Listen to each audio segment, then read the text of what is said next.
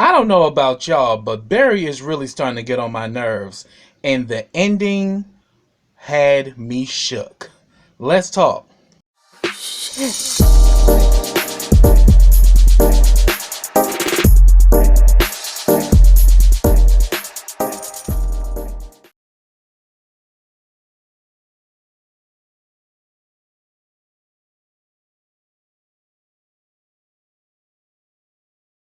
Hey, what's up, everybody? Welcome back to KRSTV. This is your boy Kenny. Now, remember, subscribe to my channel. Click that bell so you get notifications every time I drop a video. Also, follow all the information I have in the description box. Now, this is the Oval Season 1, Episode 4, and the name of this episode is Rats Can Smell Poison. This was a really good episode, and again, I will say again, Barry is starting to really get on my nerves. And the episode picks up where it left off. Barry and Richard were fighting for the gun. The gun goes off. Luckily, no one got shot. You know, we knew Barry wasn't going to get shot, but Barry was the one that pulled the trigger. And Richard didn't get shot, but the bullet went through his car door and into someone's house. And once they leave the scene, there's a woman that comes out screaming, "Somebody shot him! Somebody shot him!" I'm like, oh, fuck. So Barry, with his dumb ass, done created another bad situation. It's like this motherfucker is just a cautionary tale. Like, every time he goes somewhere, mischief happens. Like, Barry is just so damn toxic, it's ridiculous. So then we go to the White House. Victoria tries to smother Hunter with a pillow. And pretty much he's they kind of go back and forth, and he asks about Gail being assaulted, and she was like, well, why would you care about someone assaulting your daughter when you assault 16-year-old girls yourself? And so pretty much he asks, so you mean to tell me you're not concerned at all with our daughter? And she's like, no. And he was like, you're a reptile, you know that? And don't forget, the smartest one who got you in here. like, yeah, I'm a snake, bitch, but I'm the one that got you in the White House. I think he goes to the bathroom or whatever. She goes on IG. She's actually following Denise on IG, and she's like, okay, you little bitch. So she calls Yuma, who's one of the SS people, and says that she wants to go shopping. So Yuma says, okay, I'll set everything up. So then we get a scene. Barry finally comes home, and before he got there, Richard had told him, go home, and you and your mother need to go to the police station about this. So Barry comes in, and she was like, and both Nancy and Sharon are like, oh my God, what's going on? Like, are you okay? He's like, where's your father? He's like, I don't know, but we got to go to the police station. And then like Nancy's like, okay, fine, I'm already dressed. And Sharon's like, okay, fine, I'll just go to work. And he starts turning on Sharon. It's like, oh, you gonna go to work? Really? You gonna go to work? And she's like, yeah, we got bills and I can't take time off. And she's like, oh, so my daughter just got kidnapped and you want to go to work? Okay, I see how you are. I see what it is. And I'm like, are you fucking serious, Barry? First of all, Sharon wasn't even there when the daughter got taken. And you're flipping out on her. Like, it's like he's taking out all of this anger out on Sharon, and Sharon is the innocent party. Sharon would have been the person that would have not let Ruth in there. So it's really seemed like he's angry at his mother, but he's taking it out on his girlfriend. And she was like, look, I ain't got time for this, Barry. You got some damn nerve. Give me the keys to the car. He's like, you ain't taking my car. And she's like, I need to get to work. She's like, well, you got to find some other way because you ain't taking my car. I need my car. Okay, well, I don't care. You ain't getting my car. And I'm like, you are such a fucking child. And Nancy decides, like, look, we got to go to the police station. You can take my car, Sharon. So she takes Sharon's car, and that's the end of it. So it's like, here it is. She going to work all mad and shit because Barry want to be an asshole. Then finally, Richard shows up back at the house. Nancy can definitely tell something's wrong, and I'm like, yeah, one, his son was accused of rape, and now his son done shot the damn gun. So Richard got a lot on his mind, and then also dealing with the fact that he has to face the music going back to work. But he pretty much tells Nancy everything's fine, and she says that they're on their way to the police station, and then she ironed his uniform for him. So then, back at Donald and Lily's house, we see that Cal's old thirsty ass is still outside. And I think I forgot to mention in my last video, definitely something went down between him and Donald, because we saw how Cal was trying to, touch Donald and trying to caress him, and Donald kept fighting him off. So I'm like, oh, so and thing is, Lily overheard their exchange while they were downstairs, and it's clearly obvious something freaky and crazy went on between Donald and Kyle, and that's why he doesn't want Kyle around, because I think what happened is that Donald done had his way with Kyle's boo JJ, and now he's cuckoo for Coco Dick, and that's what's going on here. Because Kyle is still outside, even though he told him to leave and that he didn't need him. Kyle is still injecting himself into Donald's life. So we get a scene where Kyle is still outside, but Donald and Lily are sitting down having breakfast. Lily gets a phone call from the First Lady, and she tells her that your dress was a hit, and I'm going shopping today, and I want you to come along with me. Yes, I want to go to a particular store. She wants to go to Denise's store. So she definitely got an agenda here. So after she gets off the phone, her and Donald talk, and pretty much she's like, the First Lady wants me to go shopping with her. He was like, well, wow, guess the dress was a hit that she wants to do something like that. And she's like, what, y'all become good friends? And she's like, well, not exactly. She barely said two words to me when I was doing the fitting for her, and now she wants me to go shopping. He was like, go with it, see where it can take you. I'm like, yeah, because the fact that the First Lady wore your design, that's definitely going to take your career to a higher level. But but definitely with this administration, it's all shaky. But then she's like, well, I don't know, because I just don't know. And he's like, look, you're still shaken up about what happened. She's like, well, Donald, I shot a man. She's like, no, you shot a lowlife. That's what happened. And she's like, well, can you find out about him or what's going on with him, whether he had a family and all that? He's like, look, you need to let this go. And that's the end of that. So then we see that Jean does her round. She goes to Gail's door and see that Gail never ate the fucking breakfast. Then she goes down the hall to do further cleaning, and then the next thing you know, we see that damn Jason walking out butt ass naked, walking through the house. And I'm like, oh my god, like, what the hell is going on with Jason? At first it looked like he came out of Gail's room, but I remember his room is right next to Gail's. But Jason is a damn creep, and he's creepy as hell, because later on we see that that Priscilla and Jean have a conversation where she brings back the food uneaten, and then Jean had made the joke to Priscilla, rats can smell poison in their food, right? She's like, I was just joking about poisoning her ass. Even though she probably really want to fuck her up, which I don't blame her, because Gail is doing too much. Entirely too much. But then Priscilla mentions that boy Jason is a mystery, isn't he? And Jean's like, yeah, and creepy at that. She said, I saw his naked shadow the other day. I was just up there cleaning just a while ago, and it's like I felt like he was watching me. It made me feel weird. But then Priscilla says that when Richard gets here, I'm gonna have him put a man on his detail, and Jean's like, yeah, that's a good idea. But then Jason calls in on the kitchen phone, so she sends Jean up there, but she says, I'll have Sam keep watch on the outside. Remember, Sam is the guy that works for Secret Service. So Jean goes into Jason's room.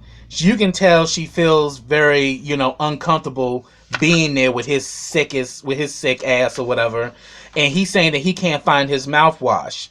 And she's like, well, I can go get you another one. He's like, oh no, it's probably in there. Could you just go check for me?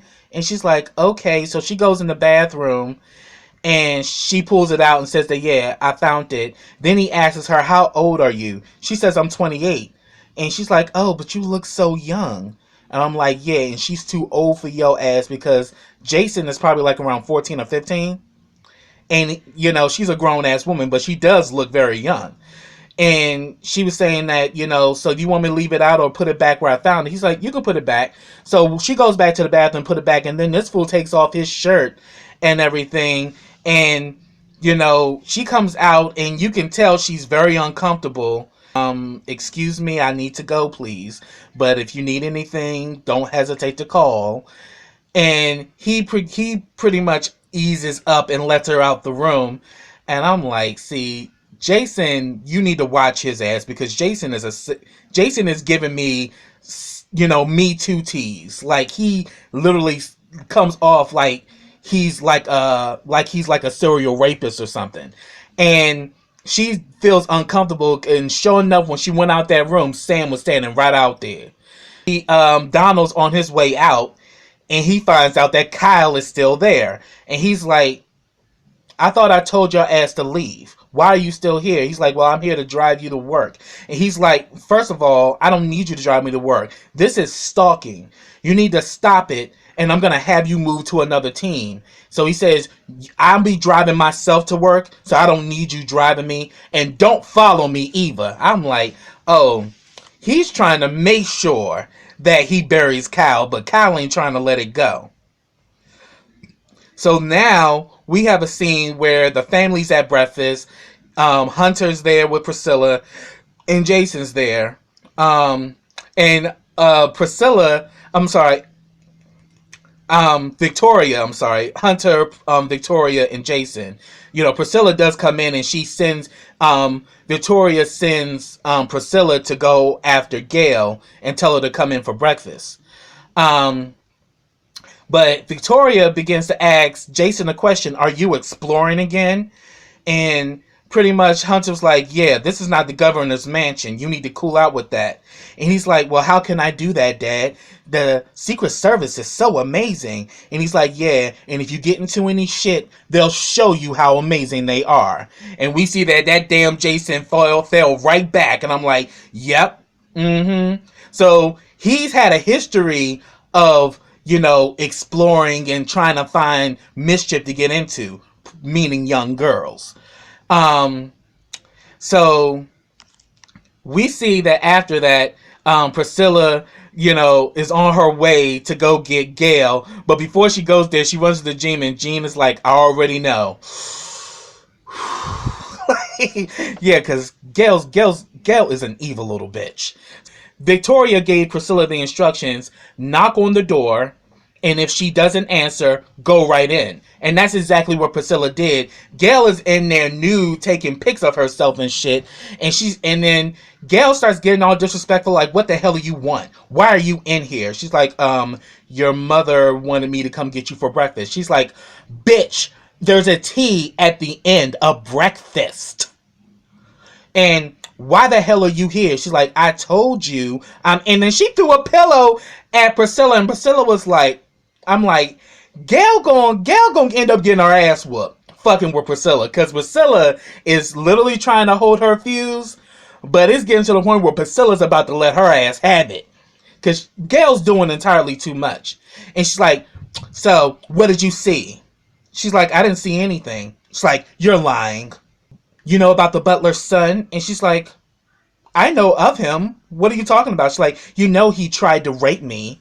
And she's like, oh, really? She's like, oh, you don't believe me? Well, you said the last time he did rape you, and now you're saying he tried. Which one is it? And she's like, he tried, but I fought him off.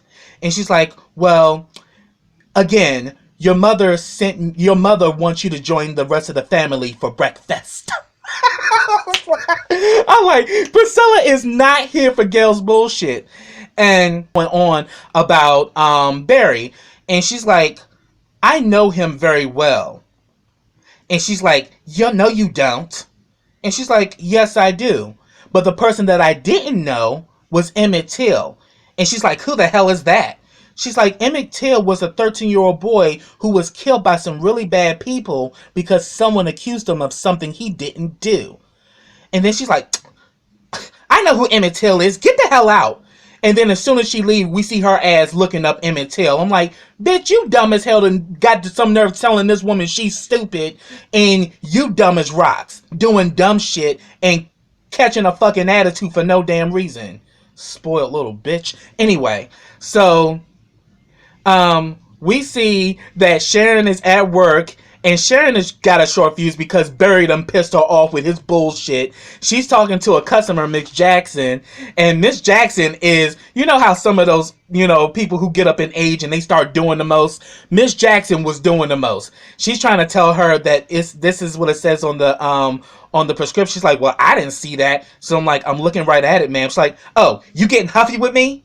You getting huffy with me? But then we see that this guy who's his family owns the pharmacy and he's the pharmacist. So he intervenes and he's talking to her. She's like, look, I've been giving you and your father business for years, because y'all black and I support black business, but I ain't gonna take no sass.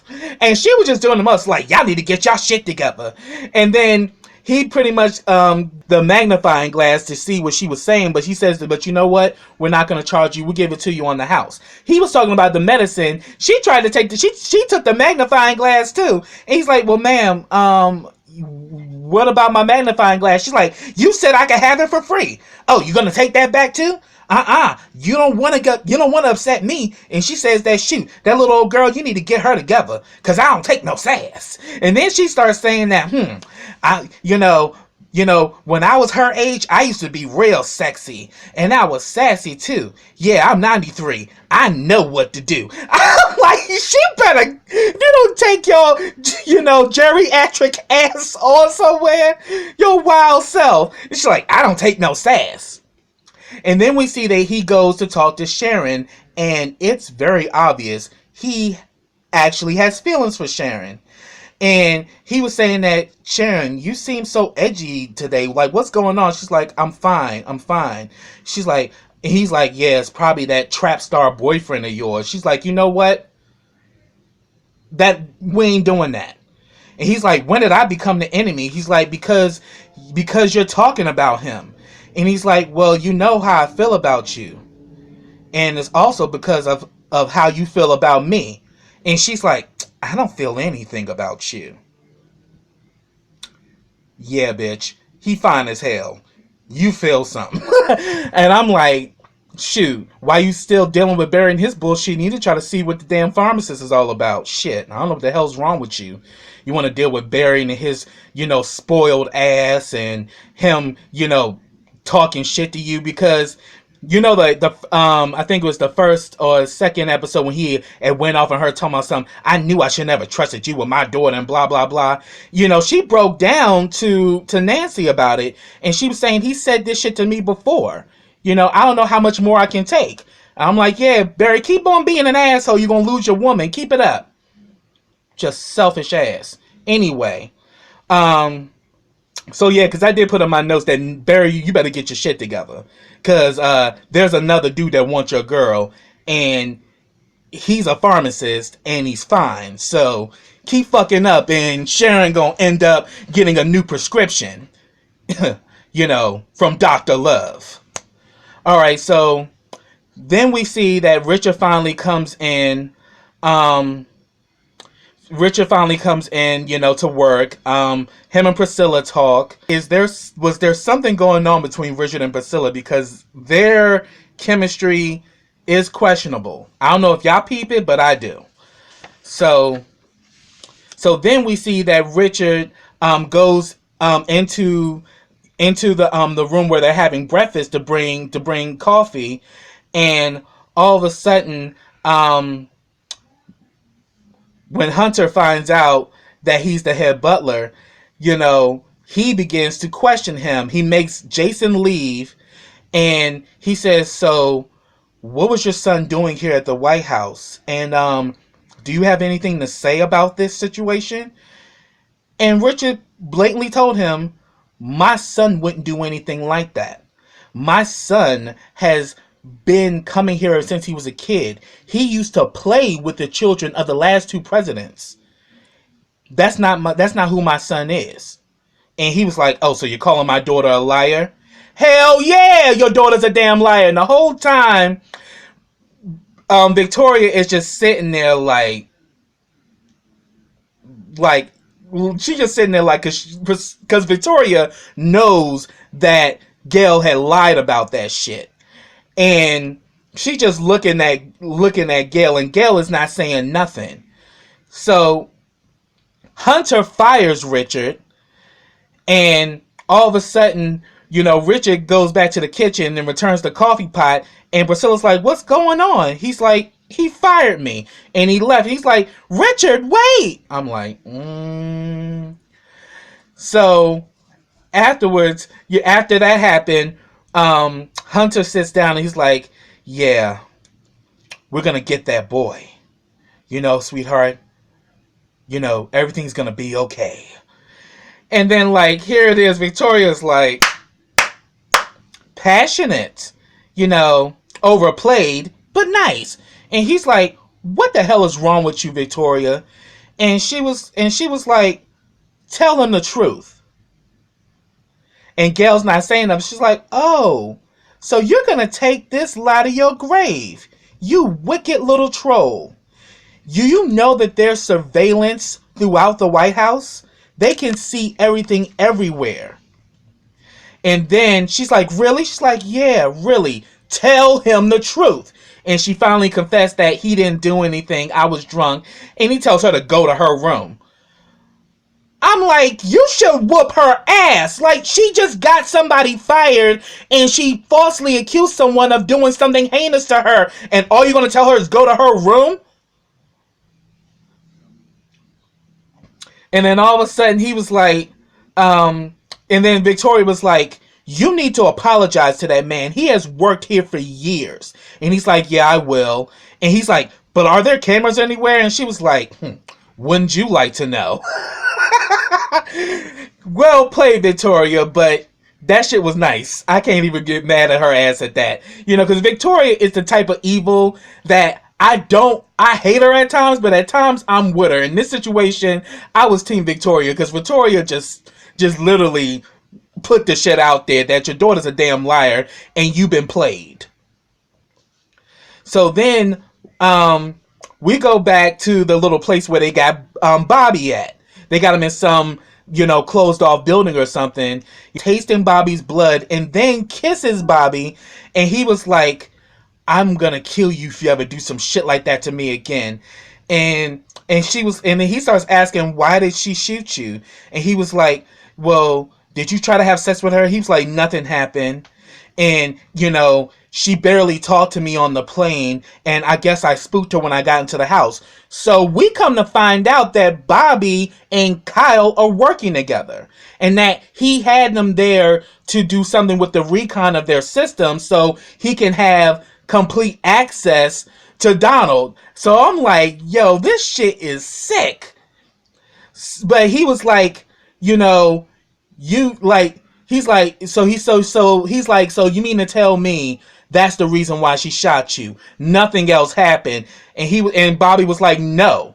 He's like, you're lying. He's like, no, I'm not, Kyle. Why would I lie about that? He's like, because I had another guy on detail looking out on you. So he had somebody watching Bobby. So I'm like, yeah, a lot of shit's gonna come out, yeah, about what went down at that airport bathroom. And he's saying that, well, you can ask him and he'll tell you the same thing. I'm like, no, he's going to tell even more, So he was handcuffed to the bed, so he unhandcuffs him or whatever, But before he does that, he grabs his meat and all that. I'm like, Cal's an evil bitch. I do not like his ass. Cal's trifling. First he up there licking Bobby's blood. Then you kissed him. Then you groped him. And then when he let him up, he went and let him off the table. Because Bobby's in pain. As I said, they removed the bullets with no anesthesia. He's still bleeding. And pretty much he was like, And then when he's walking away, Cal's like, nice ass. And he's like hitting Bobby up the ass while he's walking. I'm like, see, this motherfucker got issues. And then the last scene, Barry and Nancy are at the police station. And Nancy says that, you're mad at me. And he's like, no, I'm not. He's like, yes, you are. You're mad at me, and you need to tell me how you feel and stop taking it out on Sharon. So he finally tells her, like, stupid of you to do what you did. You always say that I'm a child, but you a child yourself sometimes. And it was stupid of you to let her in the house. And she was like, yeah, you're right. I was just trying to make peace. And he was like, when has the devil ever wanted to make peace? I'm like, whoa. So you're pretty much saying that Ruth's the devil. So the detective returns and, she's asking, so you're saying the cult that she was in was called the Rakadushis, right? And he was like, yes. And he's like, and what's her name? He's like, Ruth Hartman. I told you that, And she's like, well, won't you describe her to me? She's like, well, the thing is, she has a tattoo of the name Barry on her shoulder. So she's like, and so the detective was like, oh, interesting. So is this it? So he's like, yeah, what the hell? And they come to see that Ruth is dead as shit. She is dead like roadkill. Where's my daughter at? And that's where it ended. And I'm like, And the fact that you being a hothead and shit, this damn detective is looking, did you kill her? Because I'm saying, like, as I said, Barry is just a caution. No matter what he does, he's always in some shit. And there's probably going to be some more shit down the pike dealing with Barry and his emotional ass. But, yeah, that's what I have, y'all. If I missed anything, put it down in the comments. So until next time, everybody, take care.